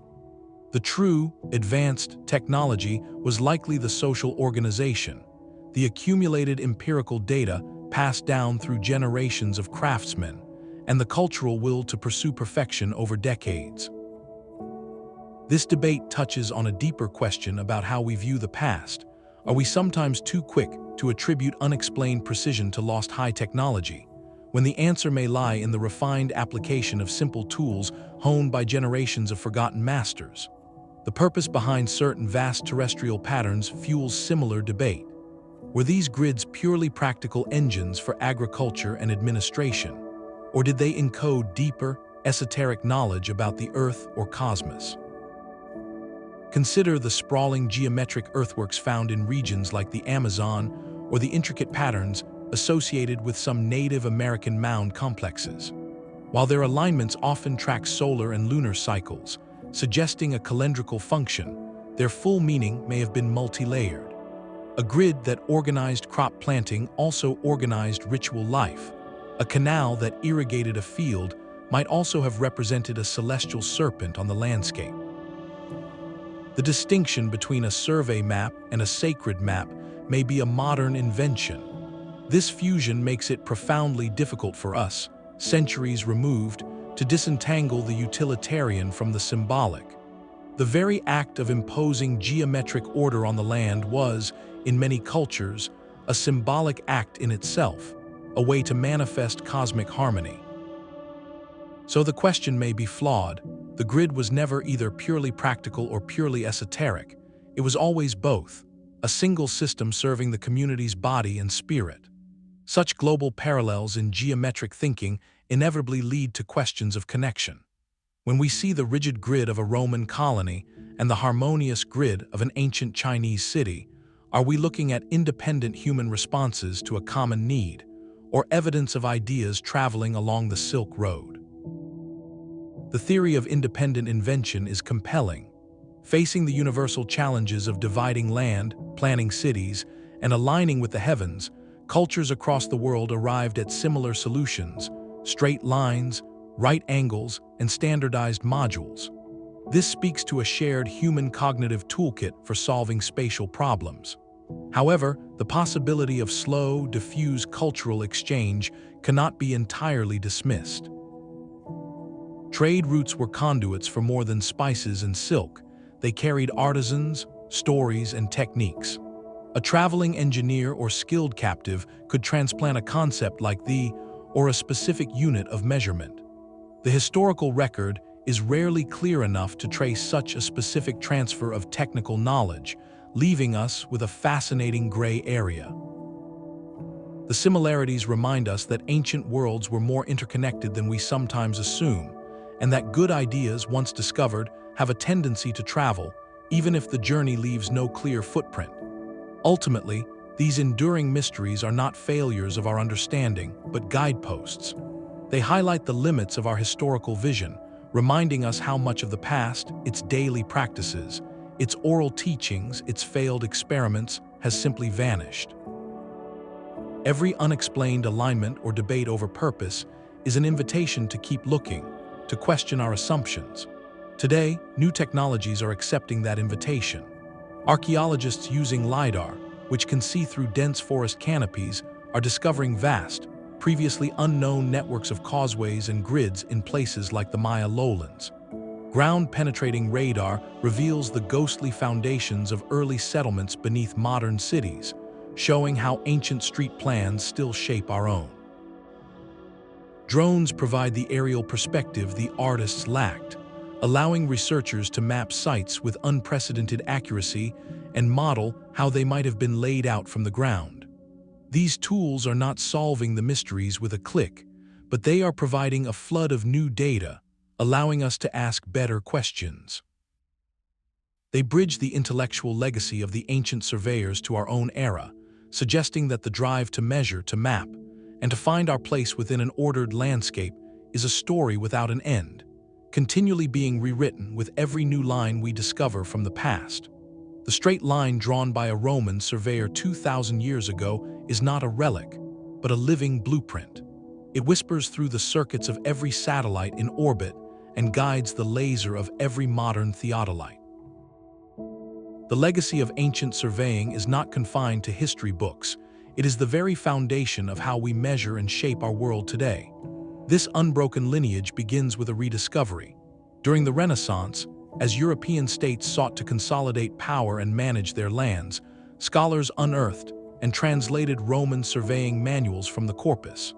These texts, filled with practical geometry and methods became the new gospel for land management. They provided the systematic framework for the great cadastral surveys of the 18th and 19th centuries, which mapped nations for taxation and ownership, using tools that were direct descendants of the theodolite and the surveyor's chain. The ancient principle of triangulation, perfected by those early masters using ropes and sighting poles, evolved into the precise trigonometric networks that first mapped continents. Today, that same principle is the core of the global positioning system. Each GPS satellite functions like a celestial control point, and your receiver triangulates its position from their signals, performing a calculation that a Roman would recognize in spirit, if not in staggering speed. The modern cartographic grid, the latitude and longitude lines that organize our digital maps, is a global system, a testament to the enduring human need for a standardized spatial framework. This legacy is etched into the streets we walk. The iconic gridiron plan of Manhattan, laid out in 1811, is a direct philosophical heir to the plans of ancient Greece and the relentless order of Roman colonies. It prioritizes efficiency, easy navigation, and the equitable division of space, goals that would have been perfectly understood by a planner in or. Engineers note that the challenges of directing traffic, laying utilities, and managing dense urban populations are still best solved by the clear, predictable structure of the grid, proving that ancient solutions remain remarkably resilient. Beyond city planning, contemporary archaeology relies on this old knowledge to unlock the past. Using geographic information systems, researchers can input the precise measurements from a Roman terminus stone or the described dimensions of an Egyptian field plot. The software then projects that ancient grid onto a modern satellite image. Suddenly, ghost lines appear, revealing the faint traces of forgotten field boundaries under a modern wheat field or the alignment of a lost road beneath a suburban neighborhood. This fusion of ancient data and modern technology allows us to see the past not as isolated ruins, but as a complete, functioning landscape. In some parts of the world, the old ways are not just studied, they are actively revived out of necessity. In regions with limited access to expensive laser levels and GPS units, development organizations are teaching sustainable agricultural projects the principles of ancient leveling. Using a simple hose filled with water as a modern, or in a frame with a plumb bob, communities can precisely terrace hillsides to prevent erosion and conserve water, mirroring the ingenuity of Inca farmers. These low-tech, high-knowledge methods empower communities to reshape their land sustainably, using timeless geometry to address modern challenges like food security and soil preservation. This brings us to a crucial question for our future. As we face sprawling urbanization and a changing climate, how do we blend this ancient respect for precision and harmonious order with our powerful technology? The answer may lie in looking back to that holistic vision. Ancient surveyors saw the grid as part of a larger system, integrating water management, community structure, and even cosmic alignment. Modern engineering can adopt this system's thinking, using satellite data to design cities that work with natural watersheds, or applying the logic of the system to create green corridors that connect urban centers to surrounding ecosystems for both recreation and ecological health. The legacy, therefore, is cultural as much as it is technical.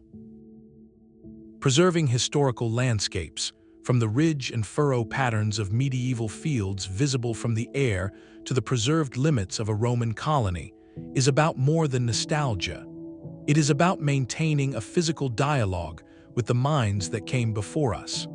These patterns tell a story of how humans have long sought to create order, fairness, and meaning from the land.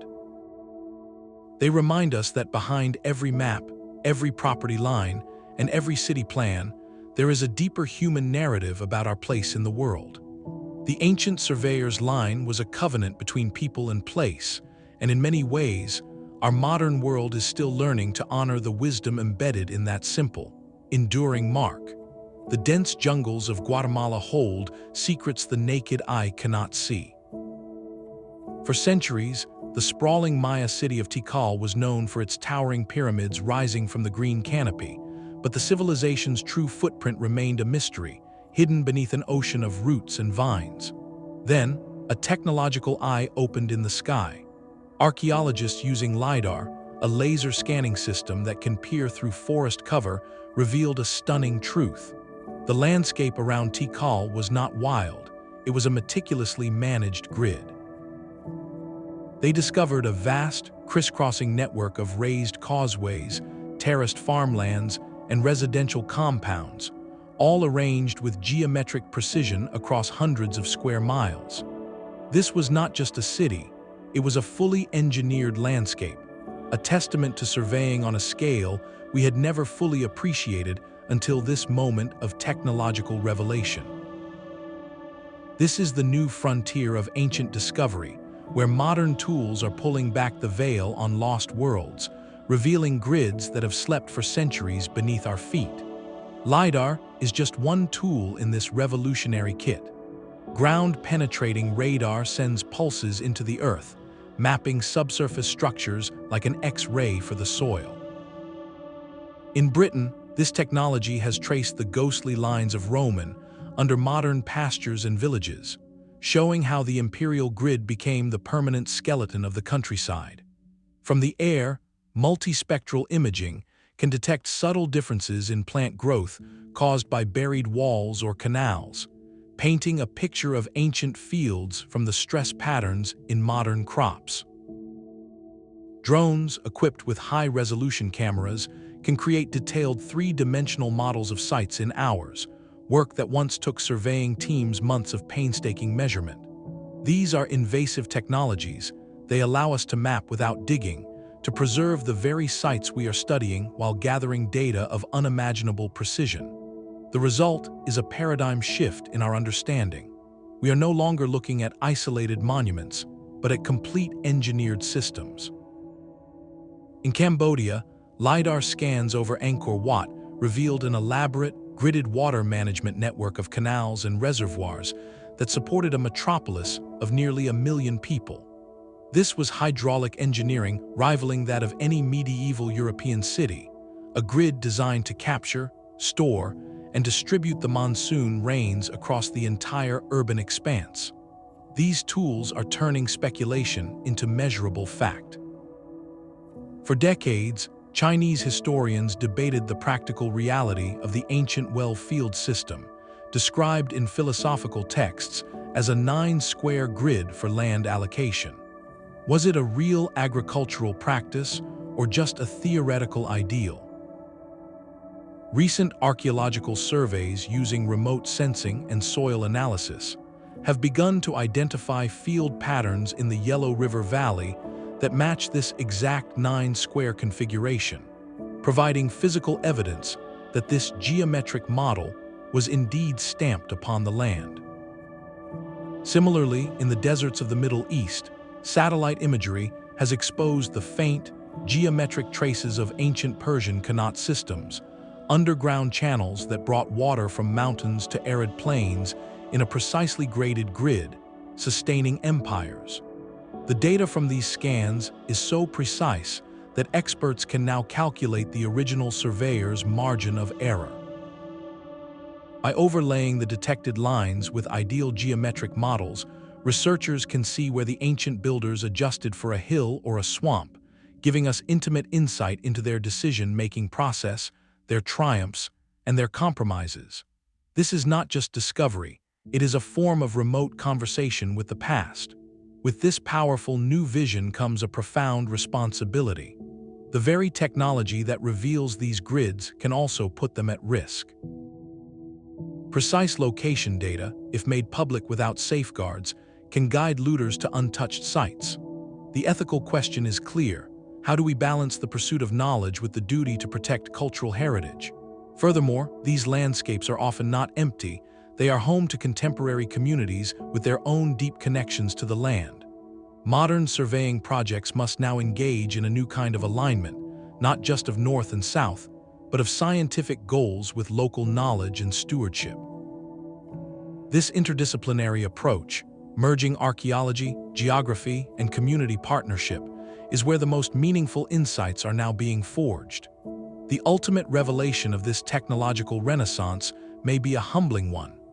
Each new grid uncovered, from the Maya lowlands to the Cambodian jungles, chips away at the outdated notion of pre-industrial societies as unsophisticated.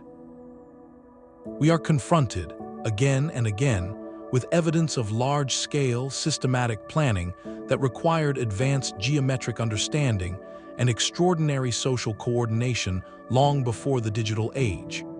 These were not primitive sketches, but master plans executed over generations. This rediscovered knowledge is not merely academic, it is flowing back into contemporary practice. Landscape architects and environmental engineers are looking at ancient water grids, like those at Angkor or in the arid American Southwest, for inspiration. These systems were often brilliantly adapted to local climates, capturing scarce water and distributing it efficiently without the need for fossil fuel-powered pumps. The principle of using gravity-fed, gridded canals for sustainable agriculture is being reapplied in modern projects.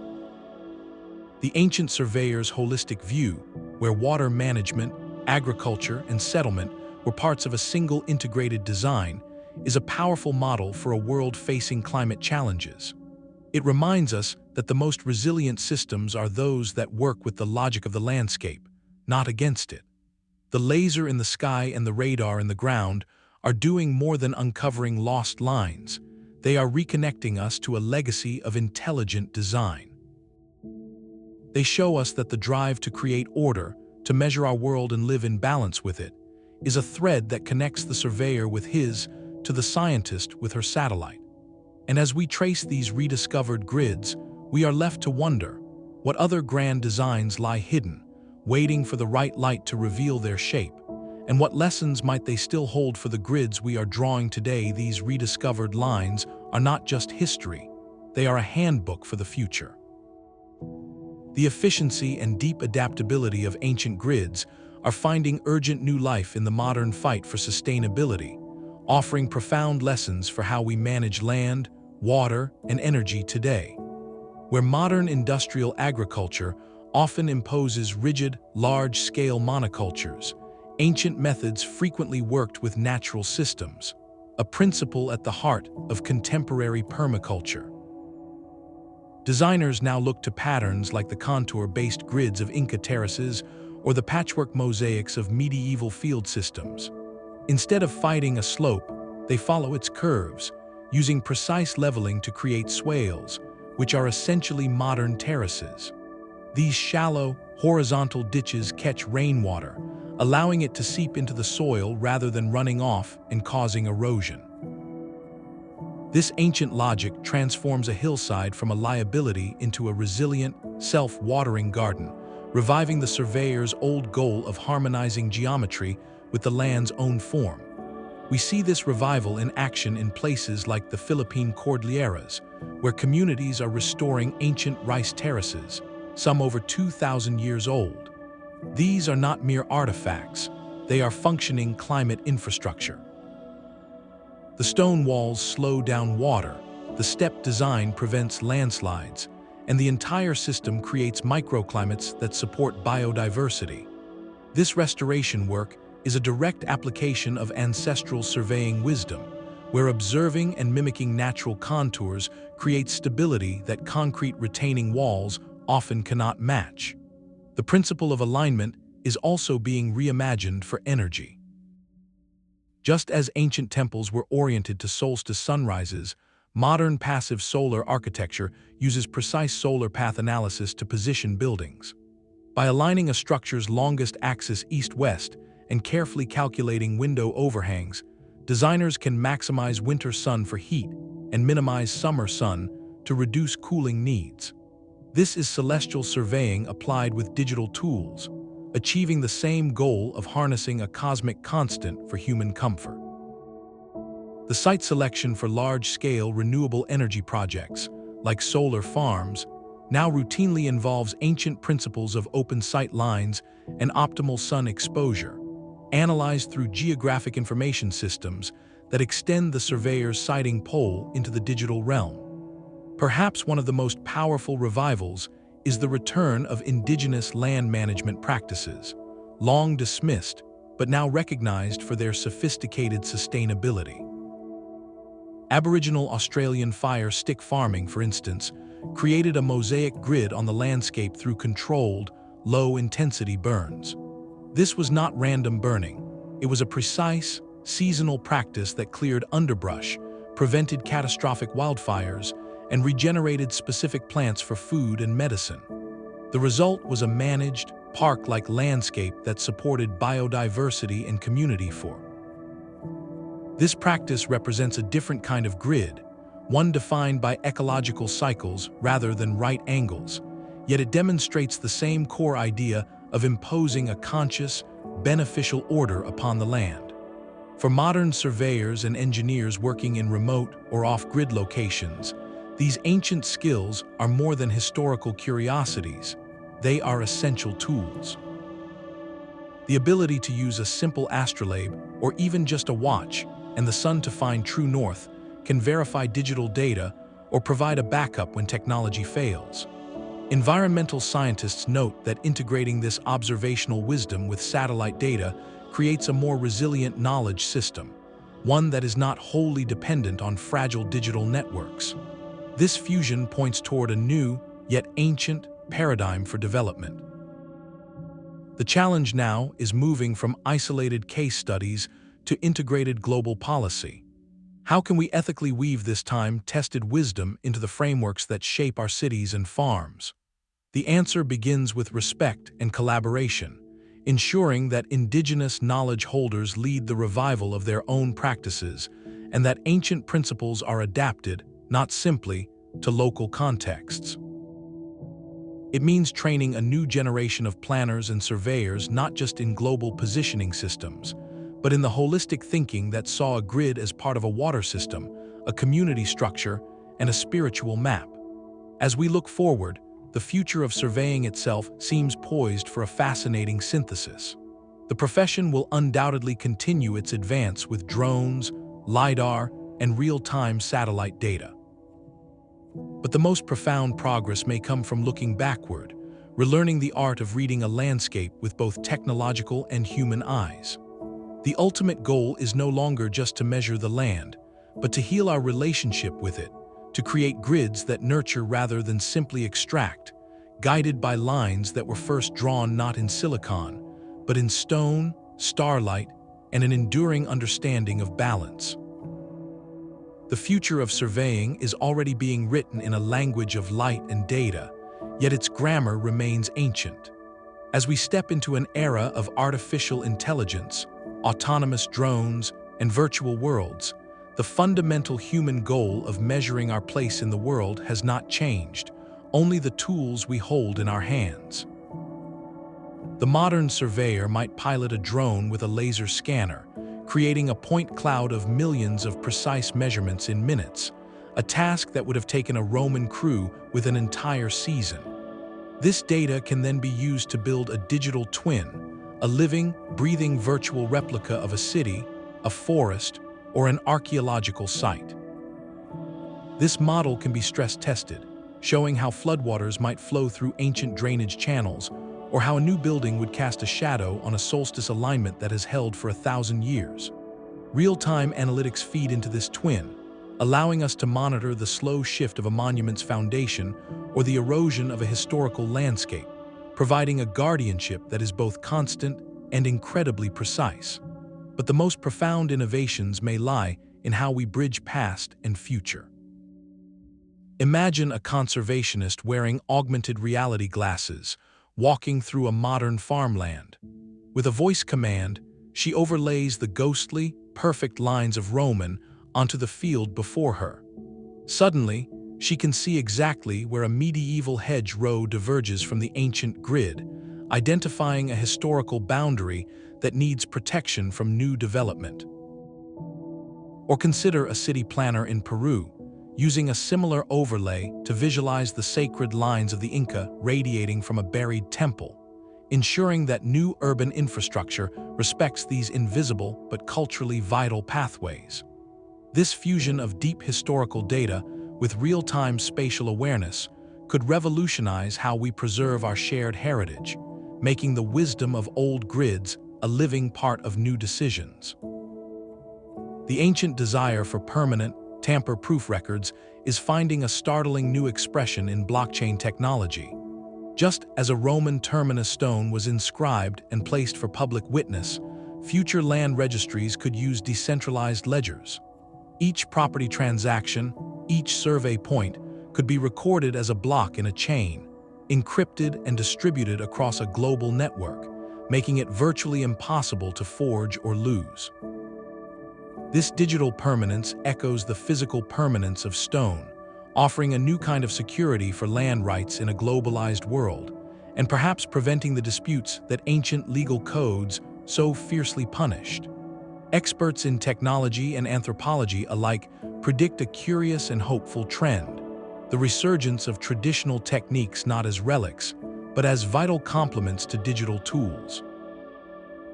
In remote areas where satellite signals are weak or drone batteries die, the old ways retain their power. A simple rope triangle to check a right angle, a water level made from a clear hose, or a sighting pole aligned with a distant mountain peak. These methods require no electricity, only knowledge. This combination creates a resilient toolkit where a surveyor might use a drone to map a vast area quickly, then use a hand-held compass and pacing to verify a critical boundary on the ground, blending the panoramic with the personal.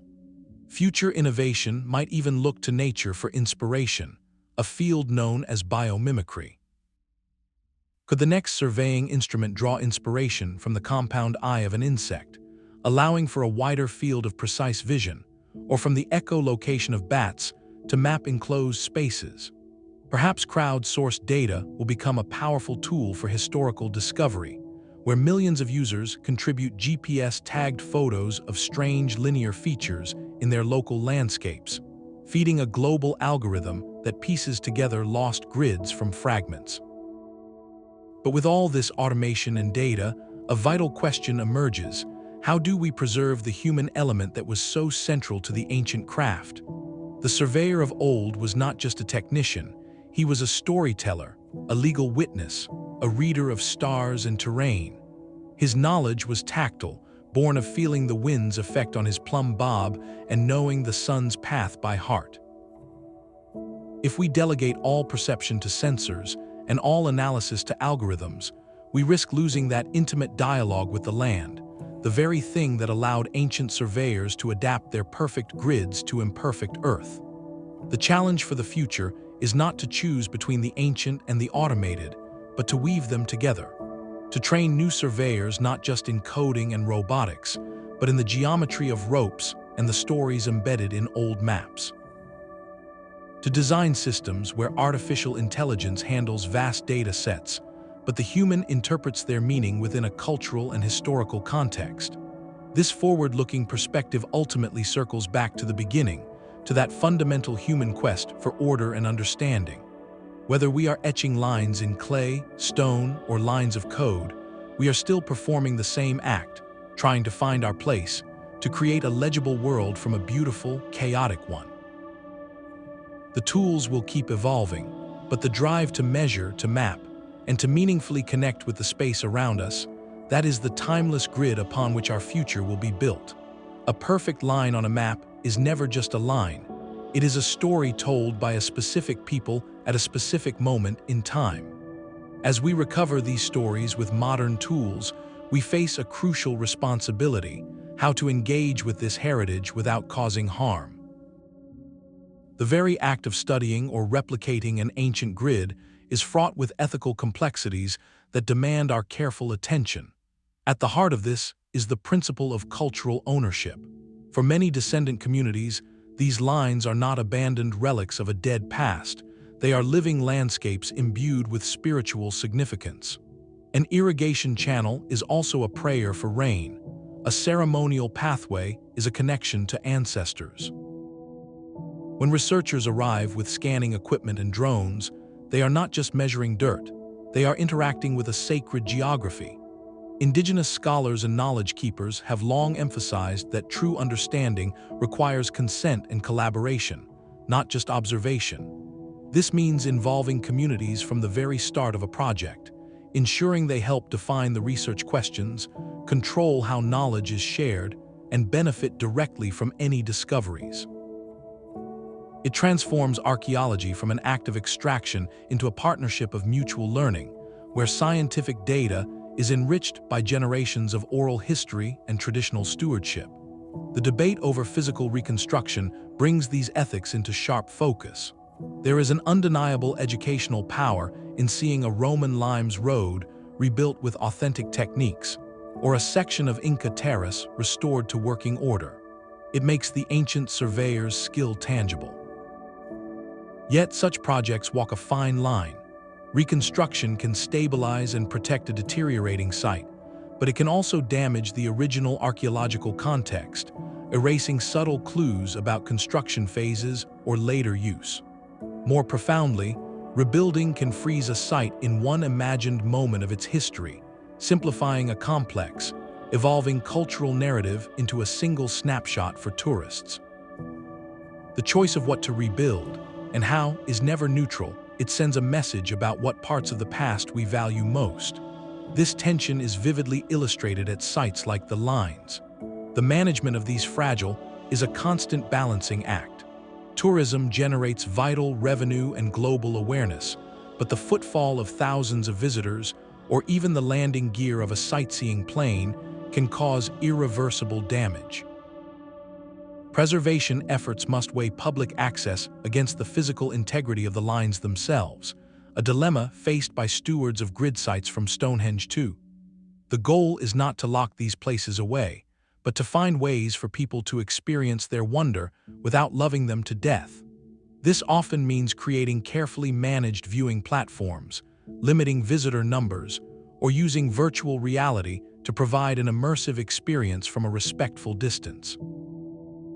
In our digital age, the ethics of information are equally critical. The push for open access data, making high-resolution scans and maps available to everyone online, has the noble aim of democratizing knowledge.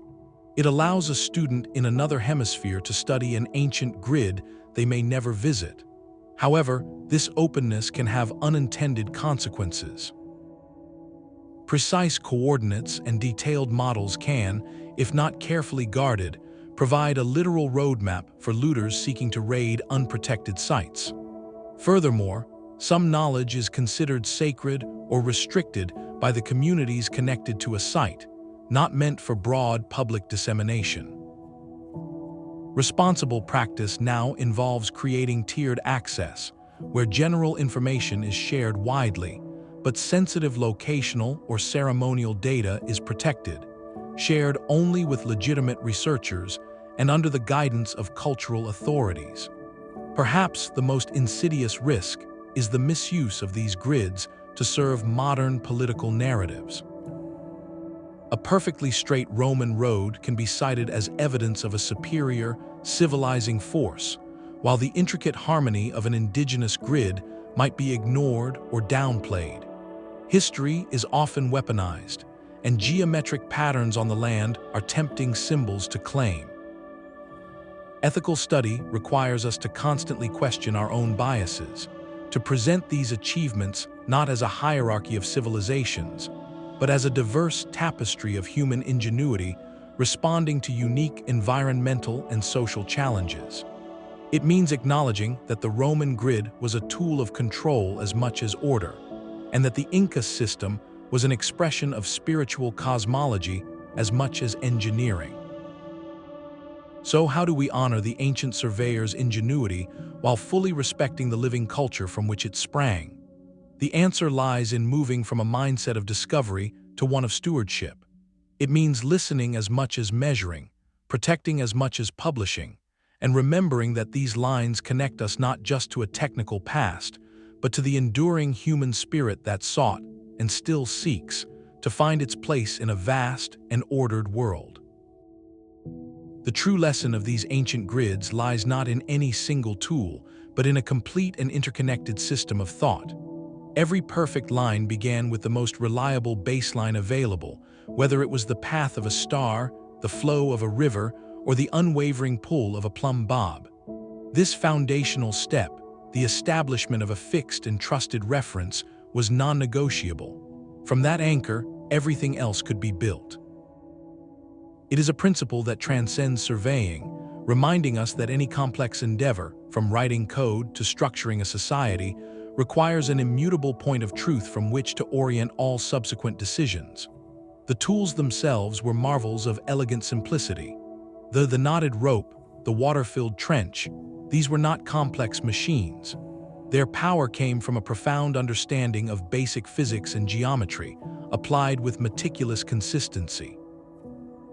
This teaches us that sophistication is not always synonymous with complexity.